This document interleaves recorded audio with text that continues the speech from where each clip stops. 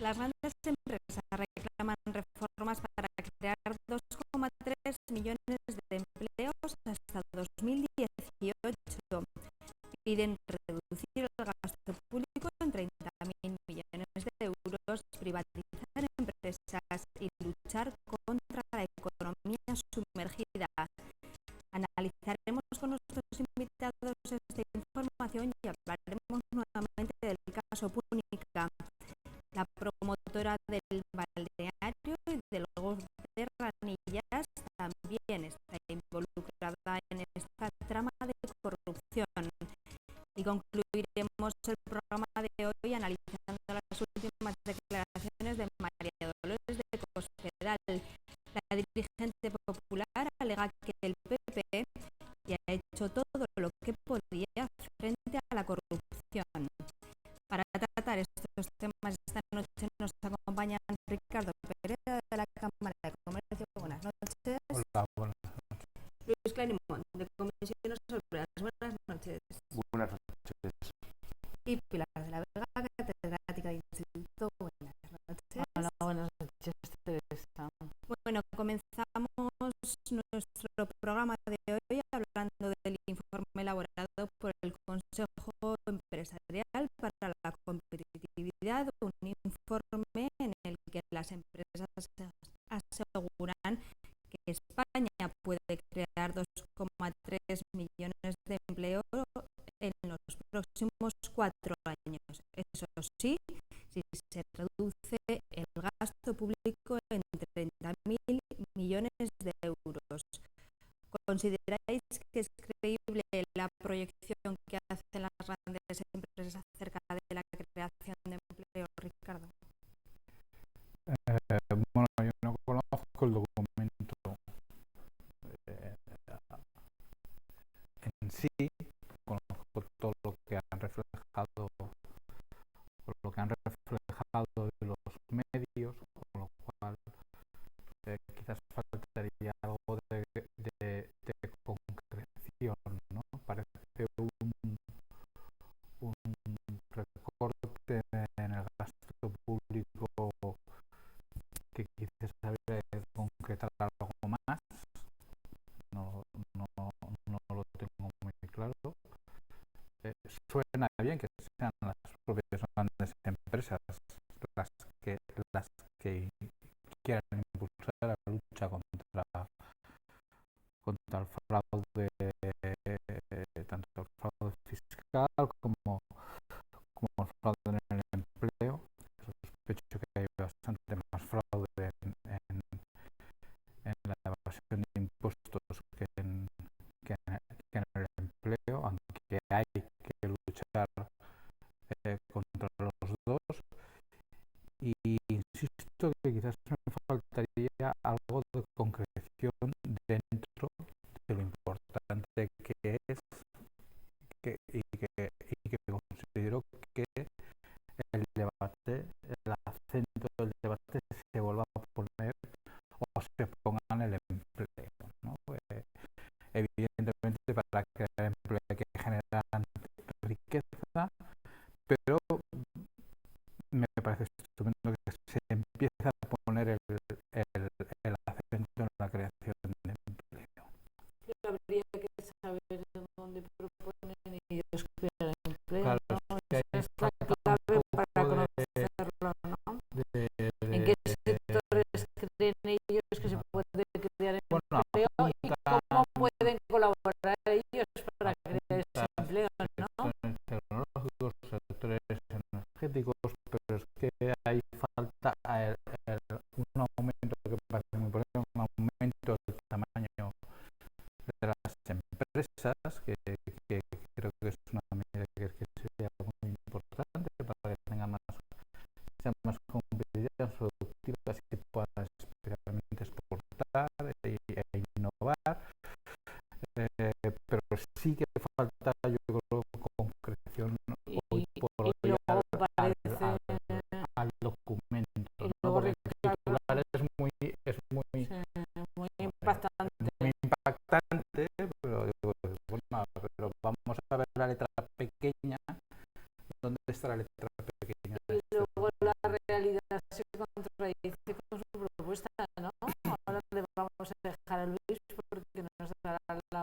visión de comisiones obreras, pero la realidad es que el empleo que se está creando no parece que sea un empleo tecnológico ni innovador, ¿no? Se está creando un empleo, pues, un subempleo, ¿no? Un empleo que lo que estamos creando son camareros y alguna cosa más de servicios. Es decir, no creo que sea un empleo pujante como para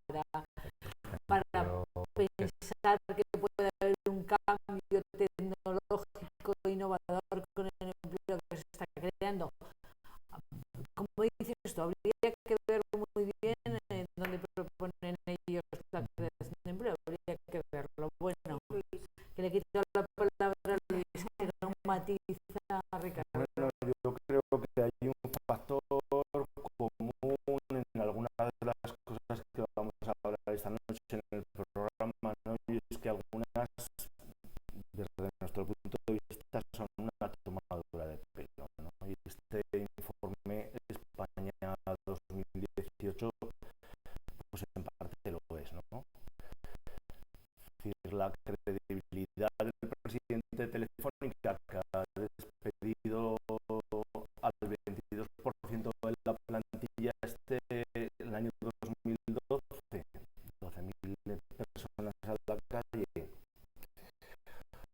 o de estas empresas que pagan muy pocos impuestos, ¿no? Que pagan menos que las pequeñas y medianas empresas en conjunto, porque el impuesto de sociedades está así, pues es muy escasa, ¿no? Ellos no plantean ningún tipo de esfuerzo para su parte, es decir, plantean que el Estado vuelva a reducir el déficit, con lo cual sin inversión pública ya veremos a ver cómo se pueden generar esos empleos de los que se habla, y plantean una reforma fiscal que no les afecta. Lo único que plantean positivo es esa lucha contra la economía sumergida, que también les ayudaría a quitarse competidores.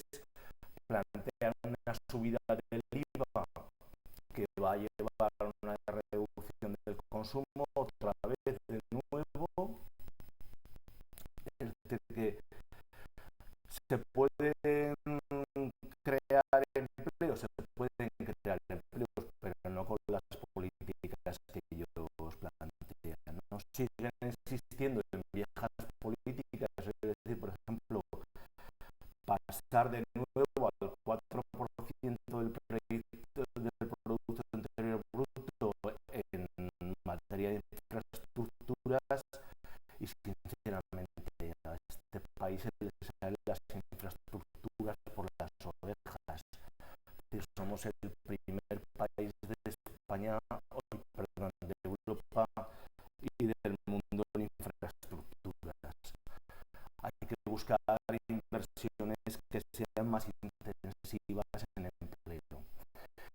Y luego, efectivamente, esta es la pregunta que acabas de plantear, de qué tipo de empleo hablamos, porque ahora en Gran Bretaña estamos hablando del empleo cero, o no sé qué modalidad, que consiste en que estás en tu casa y te llaman, te hacen un contrato y te llaman, ven a trabajar 2 horas al día.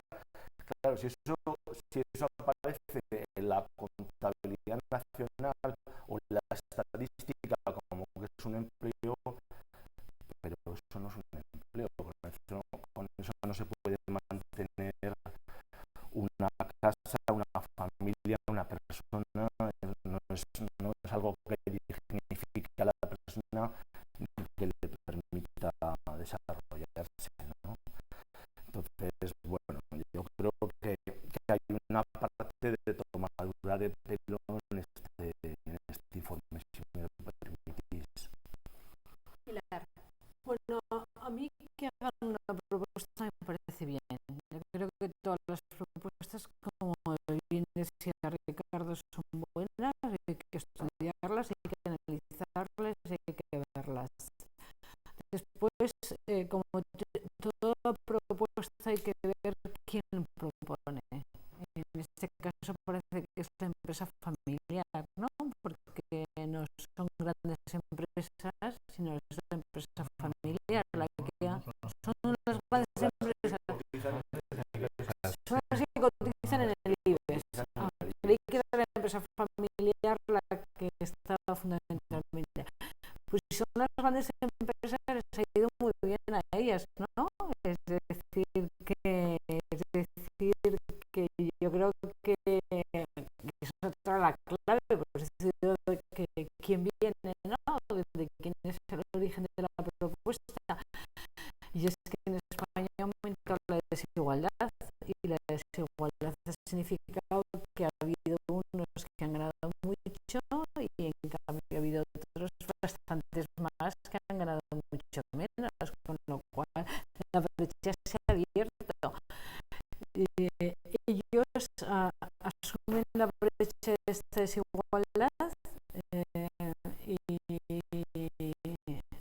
yo creo que no la acaban de asumir, porque me preocupa mucho, que es la segunda cuestión que quería plantear, pues eso de quién es el origen de la propuesta, que piden recorte de gasto público. Entonces, sobre todo, dice que 30.000, ¿no? 35.000. O 35.000. Bueno, a mí me parece preocupante, porque ¿de dónde van a recortar? ¿Nos van a recortar más para todavía profundizar más la desigualdad? No nos dicen dónde. O sea, no nos dicen qué empleo van a crear, pero tampoco proponen dónde el gasto público. Y luego, en un país con una profunda desigualdad, a mí me gustaría oírles que dijeran algo que significase que la brecha de la desigualdad se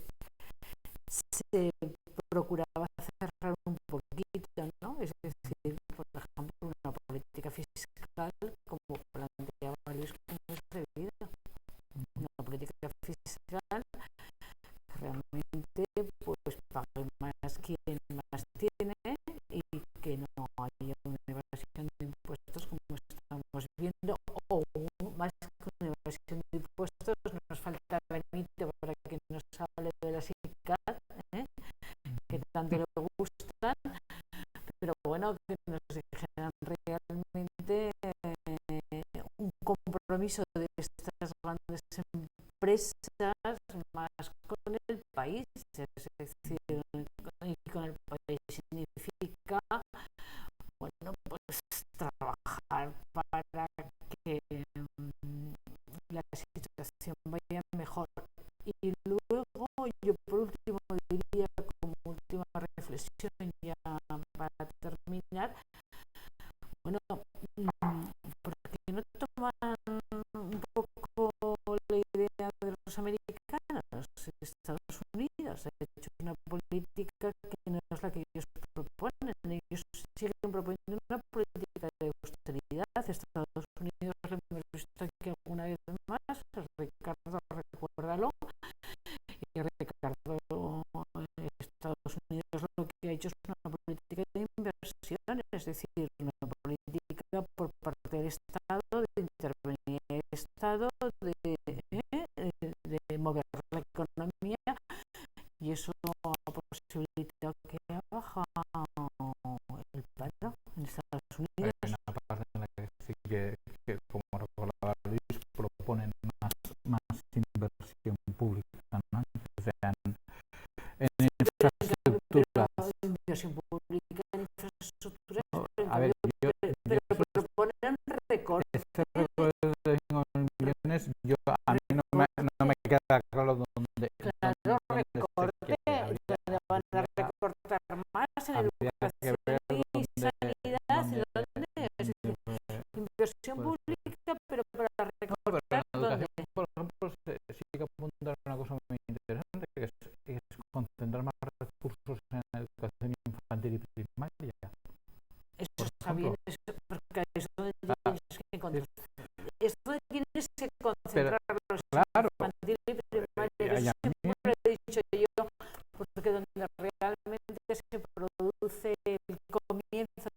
desigualdad es en infantil y primaria. Pues yo lo que creo es que se puede discutir sobre la propuesta. Ya me parece que reproducimos los peores tics de los partidos políticos cuando lo calificamos de tomadura de pelo. Yo entiendo que a comisiones no le guste, pero creo que puede haber cosas que le puedan sonar bien o que se puedan discutir, pero ya directamente calificar la tomadura de pelo o empezar con el discurso de grandes empresas son malas. Ojalá tuviéramos 2 telefónicas en España, 3 Inditex y 4 bancos Santander. Tenemos mucho más empleo y mucho más riqueza, ¿no? Que hay cosas que hay que discutir, evidentemente, que hay cosas de la propuesta que hay que aclarar, que entiendo que ninguna propuesta de nadie es razonable, son propuestas de máximos, sino que son propuestas a discutir y a debatir, y yo creo que en ese sentido sí que se ha dado un paso, que hay cosas que no tenemos muy claros, que hay cosas en las que no se estará de acuerdo, por supuesto, pero no caigamos un poco en eso de los partidos del Itumar. No, es una tomadura, pero bueno, yo creo que se puede decir, es una propuesta que no nos gusta, vale, bueno, pues no nos gusta, bueno, las empresas son malas, bien, bueno, pues ya veremos quién quiera la riqueza entonces, pero se puede discutir sobre ello, pero claro, si el punto de partida es lo de ustedes es una tomadura de pelo, digo, bueno, pues como usted lo considera una tomadura de pelo, ¿para qué vamos a discutir el tema, no? Que se puede discutir, pero digo que es una tomadura de pelo en el sentido de que ya está bien, ¿no? De ya está bien de decir quién tiene que hacer los sacrificios sin plantearme yo ningún sacrificio, ni dar ningún ejemplo, ni ser coherente entre lo que digo y lo que hago.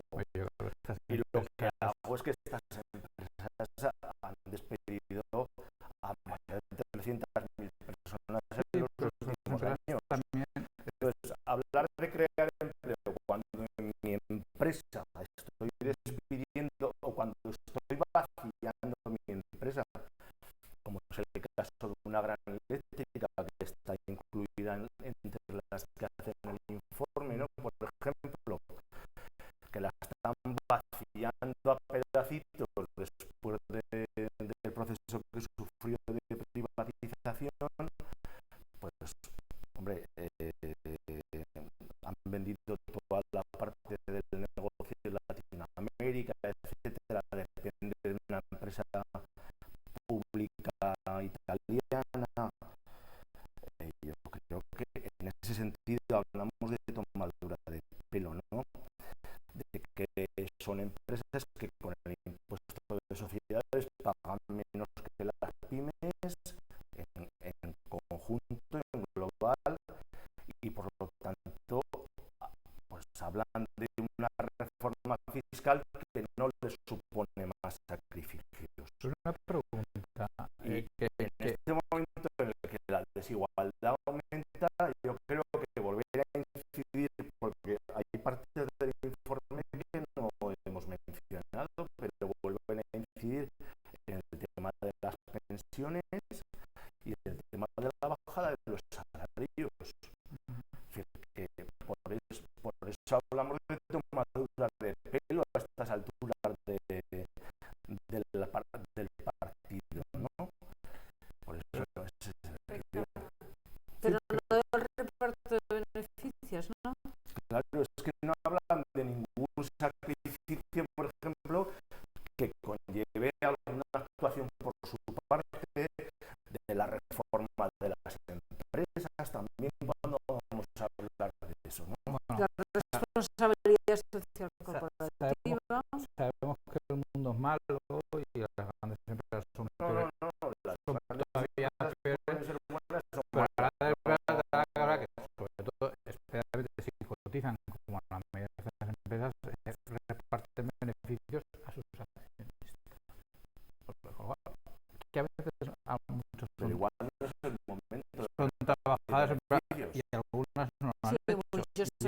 accionistas son y, trabajadores, algún- clases y algu- y medias. algunas no lo han hecho, ¿no? Entonces, en ese sentido, bueno, sí, apuntabas el tema de los impuestos. ¿Han cometido alguna ilegalidad? No, seguramente Pues, la entonces, norma hay está entonces, pensada Luis, para hay una que cosa ellos, en que estamos de para acuerdo. que ellos lo Pues consigan. hay una cosa en la que vamos a estar de acuerdo. Modifique esa fiscalidad, que se modifique para que se paguen más impuestos. Pero si a una empresa se le pone un marco legal, impositivo, pues lo utilizará. Que ese marco legal es mejorable, cambiable, por supuesto, pues a lo mejor tiene que ser más justo, hay que reducir mucho más los incentivos o cierto tipo de deducciones y demás para que se aproxime más al tipo real. Además, creo que la reforma fiscal va un poco en ese sentido, que de hecho se apunta a una bajada del impuesto de sociedades, pero con una reducción muy grande de deducciones y todo ese tipo de ventajas para que se aproxime realmente lo que pagan las empresas al tipo real que tienen, ¿no? O sea, entonces, quien no comete una ilegalidad, a mí me parece mucho más duro que grandes multinacionales tecnológicas no españolas no paguen prácticamente impuestos en Europa, ¿no? Que hagan mucho negocio en De España todas maneras, y no Ricardo, paguen casi nada. solo faltaría que cometieran una ilegalidad, ¿no? Bueno, Grandes no, hombre, empresas que en alguna medida además están vendiendo la marca España y están intentando ser, bueno, pues un lugar donde una forma donde se pueden mirar no solamente los españoles, sino los de fuera, vean las grandes empresas españolas y encima cometen una ilegalidad, y ese sería el final, ¿no? Hombre, yo estoy de acuerdo contigo que todas las propuestas hay que discutirlas y debatirlas. Lo que pasa es que tienen un problema, y yo entiendo en ese sentido la comisiones, no es que quiera ponerme de equidistante, sino es la credibilidad. Cuando haces una propuesta, según de quién viene y cómo viene, y cómo se ha comportado esas personas y cuál es la trayectoria, son más creíbles o menos creíbles. Entonces, depende mucho, es decir, la credibilidad de esas empresas. Esas empresas han apostado por innovación, por tecnología, por responsabilidad social corporativa, pues te crees mucho más esas empresas. Pero claro, si esas empresas han despedido, han hecho contratos basura, pues claro, te lo crees menos. Si esas empresas están cotizando como es debido, pues te lo crees más. Es decir, que todo está en relación a la credibilidad de las propias empresas. O sea, Telefónica, sí, se ha puesto por la tecnología sin lugar a dudas. Telefónica, sí. El mundo que nunca hubiéramos soñado por una empresa española. Telefónica sin lugar a dudas. dudas. Despedido a miles de personas. Sí, sin lugar a dudas. Sin lugar a dudas. En lo que es un drama de cada persona. De cada sin lugar a dudas. Pues no hay un problema muy grave, pero a lo mejor hay veces que las empresas despiden porque si no tienen que acabar despidiendo mucho más. Sin lugar a dudas. Yo por eso te digo que lo que pasa es que, claro, como la situación es la que es en este país, que es tan complicada y las cuentas de las desigualdades se han agrandado tanto y tenemos los problemas de paro que tenemos, que no parece que, bueno, que tengan una perspectiva de mejora como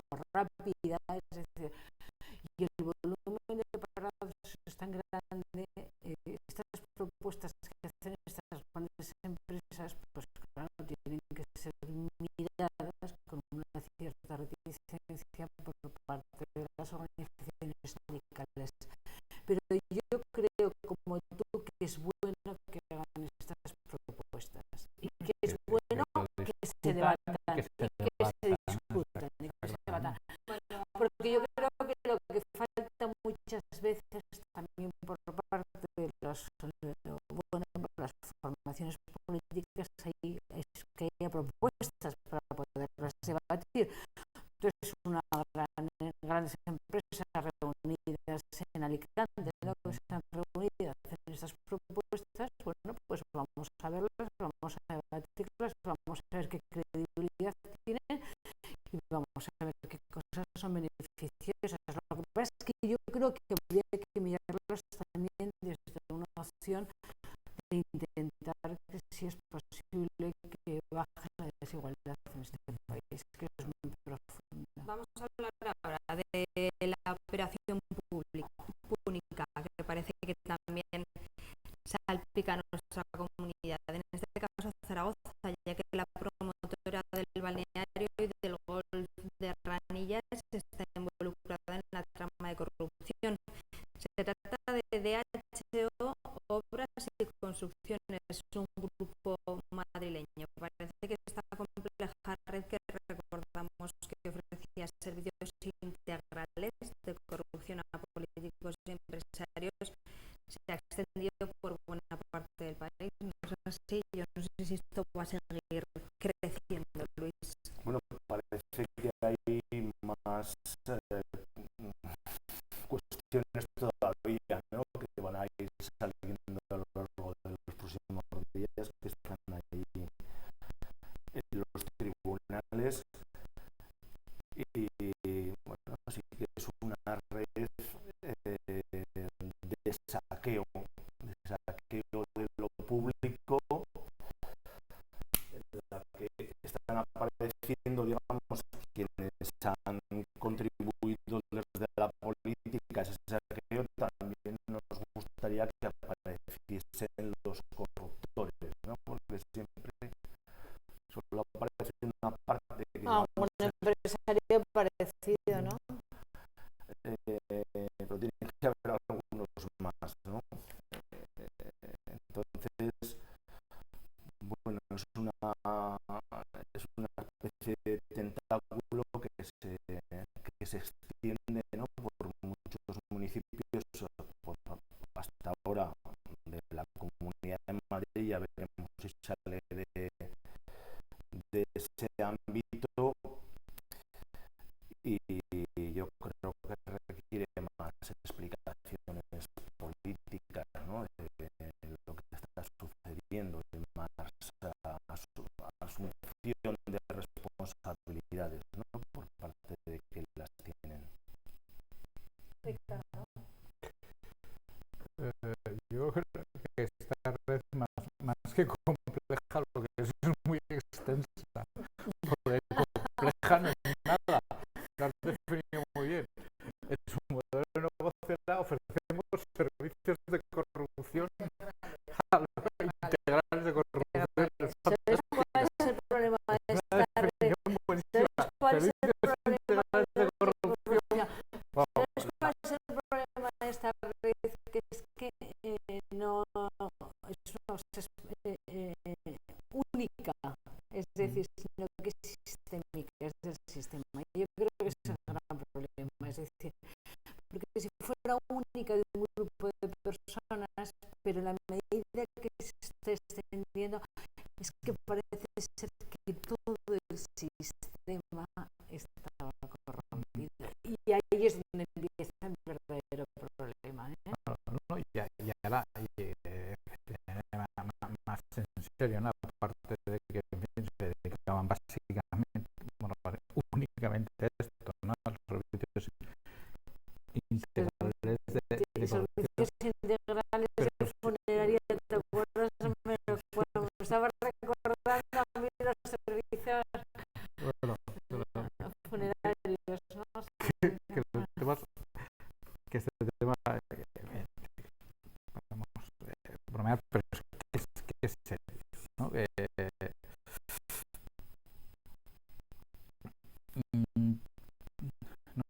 yo creo que es extensa, pero si analizamos lo que hay mucha gente que por desgracia para ellos han arruinado su vida por 30.000, o sea, es decir, 40.000, 50.000 euros, o sea, es que es hasta... Se llevaban más dinero los jefes. Se los estaba llevando. Los jefes. O sea, pero ya a tal nivel, volvemos a lo de siempre, o sea, tienes que tener tal, porque además, recuerdo, es de los 2 últimos años, cuando ya habían saltado escándalos y cuando ya tienes que tener por lo menos una cierta prevención. Esa es la otra clave, sistémica e impunidad. Yo creo que ese es el juego piensas que nunca te van a pillar, vas a hacer esto porque no va a pasar nada. Entonces, la náusea es mucho mayor si vemos que en esos ayuntamientos se estaba despidiendo trabajadores, trabajadoras y se estaba recortando servicios públicos. A la gente porque supuestamente no había dinero. Se estaba recortando servicios y luego con la excusa de algo que parece positivo como es el ahorro energético, que también fastidia esto, ¿no? Pues se hace toda esta operación de me firmas un contrato, te doy una comisión, y eso son gente a la que se le ha echado a la calle, ¿no? De su trabajo, y gente a la que se le ha dejado sin ayudas, sin escuela, sin comedor, o sin lo que sea. Sí, ser experto en energía, bueno, no soy experto en absoluto en ahorro energético, y he visto ahí que había temas de contratos de 50 millones de euros para ahorrar energético, y que te vas a gastar más en eso que en el ahorro posible. 5.000, claro, es que era una broma, ¿no? Es que era bastante escandaloso, ¿no? Pero ahí vamos al tema de la impunidad. Siempre vamos a la transparencia, que sí, que todo lo que queramos, pero es un tema de la impunidad, y luego que al final esto se arregla. Que es que en Estados Unidos y otros países lo tienen bastante controlado, que es esa personas a la cárcel y que cumplan su condena. Y cuando ocurra esto y ocurra con rapidez y con agilidad judicial, pues es muy importante, pues empezaremos a ver que estos casos nadie pensará que va a quedar impune, porque es que como me pillen, y estoy de acuerdo más con Luis en una cosa, también hay que hablar de los corruptores, que es que no solo hay corrompidos, también está el papel, una empresa que se lleva buena parte de estos contratos, y también tiene que actuar la justicia sobre estas personas con la misma no es un tema de dureza, con la misma justicia, por la redundancia, que sobre cualquier caso. O sea, hay corrompidos, pero también hay corruptores, y también tienen su cuota de responsabilidad, por supuesto, sí, porque además empresas que son honestas y empresas que son transparentes son las perjudicadas por todo esto. Porque al final no solo los trabajadores, por supuesto, pues está ocurriendo en ayuntamientos que son vecinos, además hay empresas que no pueden hacer negocio por esto. Ricardo, que empresas sean honestas y trabajadoras, como ven que se las llevan nosotros, y todo en realidad se conoce, al final terminan también entrando, que yo creo que esa es la clave de la cuestión. La clave de la cuestión es que sea sistémica, que yo creo que es muy grave que sea sistémica, es gravísimo. Yo creo que es un elemento, no es una cosa accidental, que sea sistémica es muy grave. La segunda clave es que hay impunidad. Esto es muy grave, porque esa impunidad quiere decir que es posible que a lo largo de los años se hayan producido situaciones como esta.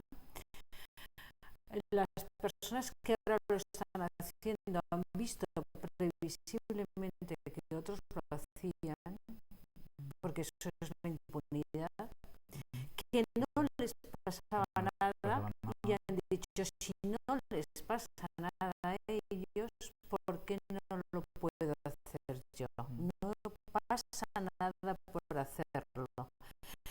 Y las personas que lo ven o que intuyen que puede pasar, se ponen de lado, no lo denuncian. El otro día en el seminario de investigación para la paz hubo un debate muy interesante de dos catedráticos.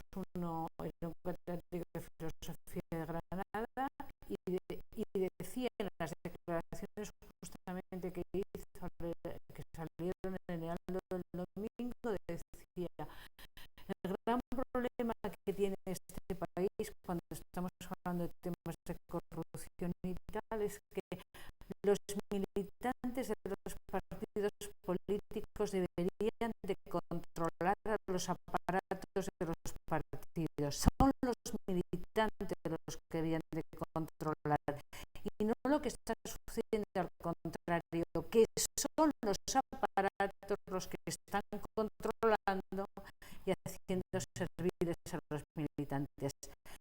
Pues si un militante de un partido político ve lo que está sucediendo en su ayuntamiento, con su alcalde, con los concejales, en enriquecimiento, una casa estupenda, caballos, un coche, eso no se consigue ganando de alcalde. Luego algo está sucediendo, está claro eso. Si está sucediendo algo, está claro que ahí se está produciendo alguna situación anormal desde el punto de vista del desarrollo de la función pública. Bueno, pues esto es lo importante, es decir, esta impunidad que ha permitido ponerse de lado, no denunciarlo, no decirlo, y al final la conclusión que tenemos es que parece que esto es una red que se ha extendido por todo el territorio. Y como decía Luis, la clave que tiene todo esto es que además, como esto coincide con un momento, hablábamos antes de desigualdad y de crisis, esto es como la gota que ha colmado el vaso. Claro, ahora ya rebasa. Claro, la situación ahora realmente es de difícil credibilidad por parte de los ciudadanos que crean que ahora los partidos políticos, cuando esto pues son tonticos, deben de ser para no verlo, porque yo creo que tenían que haberlo visto. Ahora dicen que lo van a arreglar. ¿Por qué no lo han arreglado antes? No son creíbles para hacerlo ahora. Bueno, vamos a dejar aquí el caso Púnica y vamos a terminar nuestro programa de hoy analizando las últimas declaraciones de la secretaria general del Partido Popular, María Dolores de Cospedal. Ha asegurado que su partido ya ha hecho todo lo que podía hacer contra la corrupción, haciendo caso omiso a las críticas internas que reclaman cambios drásticos en el partido para salvar los comicios de 2015.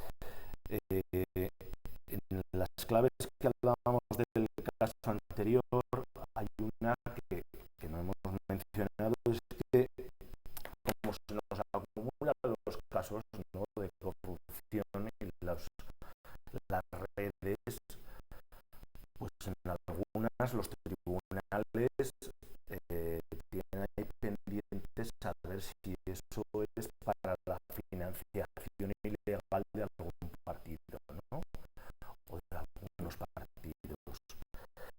Y esa es una clave, si es sistémica, si para alimentar los aparatos de los partidos, para reformar los edificios, o para hacer las elecciones y ganarlas, etcétera, se hacen estos contratos, se cobran estas comisiones, algunos se echan algo al bolsillo, pero además va a la caja del partido para que la maquinaria siga funcionando, y eso hace todavía más peligrosa la cuestión, ¿no?, en cuanto al deterioro de la democracia y a la falta de confianza de la gente en los partidos, en la democracia, etcétera, ¿no? Entonces, yo creo que cuando está eso sobre la mesa de algunos tribunales, es decir, desde un partido, el partido que gobierna, que se ha hecho todo lo posible por atajar esto, cuando, bueno, el señor Granados le pidió una cuenta en Suiza hace poco y se la ha mantenido ahí, digamos, de alguna manera como que era una buena persona y muy inocente, y las medidas desde luego no se han tomado. Ha habido mucho tiempo para tomar medidas y no se han tomado medidas verdaderamente eficaces, más allá de discursos que son como para niños pequeños, ¿no?, algunos de ellos, ¿no? Pilar y Ricardo, para concluir.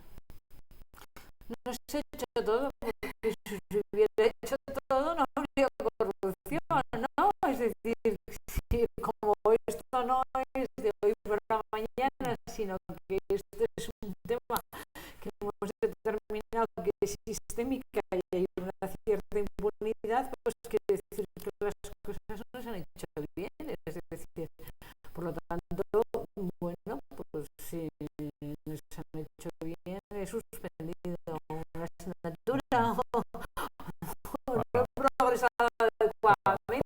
Por un lado, podemos sacar algo más, pero yo sí que hay casos en los que la justicia está actuando, y esto hay que reconocerlo. No, pero no se ha hecho todo, yo digo por Pero parte del partido político, ya no se ha hecho todo cuando la está segunda produciendo, parte, ¿no? claro. Sí, claro, pues yo creo que el partido político es que nosotros no podemos llevar a la cárcel a la gente, ¿no? Pero bueno, aparte de eso, yo estoy de acuerdo con los ecos pedal, en el sentido de que no se puede hacer más. Es que se puede hacer mucho más. Hombre, no estás de acuerdo. Mucho He más. entendido que estás de acuerdo. Estoy de acuerdo en que no se puede hacer más. ¿Por qué? Porque creo que se puede hacer mucho más. Vale, vale. Mucho más. Bueno, Se Ricardo, puede hacer es que mucho vienes más. con un juego de Porque palabras además, esta noche que me estás además, Ricardo, que se puede hacer mucho no solo más. se puede hacer más, es que los ciudadanos exigen que se haga. Hombre, y si no se hace más, Entonces, hay que escuchar a los ciudadanos. y hay una cosa bien clara, como no se hagan más, pues el Partido Popular, la situación que puede recoger en las próximas elecciones va a ser muy dura para él, porque bueno, yo creo que los ciudadanos están demandando que haga más, tanto el Socialista. Yo no sé lo que están pensando, pero eso me llama la atención muy fuerte la última encuesta de Metroscopia. No sé qué va a pasar en el CIS, pero la última Metroscopia quizá dicen que es un estado de ánimo, que es un estado de ánimo temporal, que cuando llega la hora de votar, pues entonces tendrán más miedo y no votar.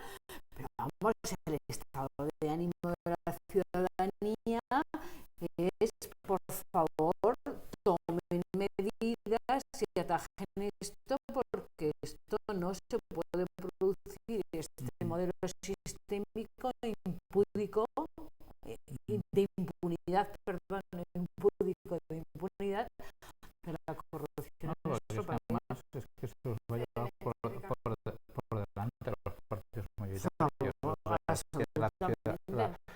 Los ciudadanos, la sociedad lo está diciendo a gritos. Es que hagan más. Es que los profesores de política de hagan mucho más. Los profesores de política profesores de política de la Complutense, es decir, el trío de Podemos, son muy listos y han estudiado muy bien nuestra sociedad y han definido muy bien una imagen que les ha venido como anillo al dedo, porque los corruptos es la casta. Son muy listos, son unos estudiosos muy listos. Nos estamos quedando sin tiempo, pero vamos a aprovechar precisamente que está aquí Pilar de la Vega, que además de catedrática de instituto es presidenta de UNICEF Aragón, para que nos cuente. Pilar, cuéntanos cómo va esa campaña institucional de UNICEF. Bueno, pues ya os conté, creo que hace 2 o 3 mesas de redacción, que UNICEF en el otoño siempre comienza una campaña para visibilizar lo oculto, esas cosas que si no se visibilizan no se ven. Y entonces esta campaña dice: no podemos parar. Y no podemos parar significa que no podemos parar de salvar vidas de niños que, siendo menores de 5 años, mueren porque no tienen una vacuna. Entonces es muy duro decirlo, pero fijaros bien, cuando hablamos de la desigualdad en España, que también podríamos hablar de los niños, pero la desigualdad en el mundo hace que los niños aquí tengan vacunas, la abuela o la mamá o los papás llevan a los niños a vacunar, pero bueno, pues en el mundo que no es nuestro mundo occidental, pues no es posible y mueren por eso, porque no pueden ser vacunados aproximadamente 17.000 niños al día, que hace unos años pues morían el doble, con lo cual es posible cambiarlos siempre que contemos con ayuda. ¿Y qué ayuda que pedimos en esta campaña? Pues bueno, pues lo de siempre, monetario, con un SMS al 28028, al 28028, que vale 1,20, va íntegramente a UNICEF, y eso significa una vacuna para un niño. Y bueno, pues intentamos con eso salvar más vidas. No podemos parar, porque UNICEF sabe, UNICEF puede y UNICEF quiere, pero para eso necesita que todos nos ayuden como nos han ayudado hasta ahora, para que, puesto que queremos y sabemos, para que sea realidad y podamos, necesitamos su ayuda. O sea, que un SMS al 28028, que está funcionando bien, pero que espero oyen y me oyen esta noche, pues pongan muchos 28 028. Pues eso es, a mandar SMS. Muchísimas gracias a los tres. A ustedes les dejamos ahora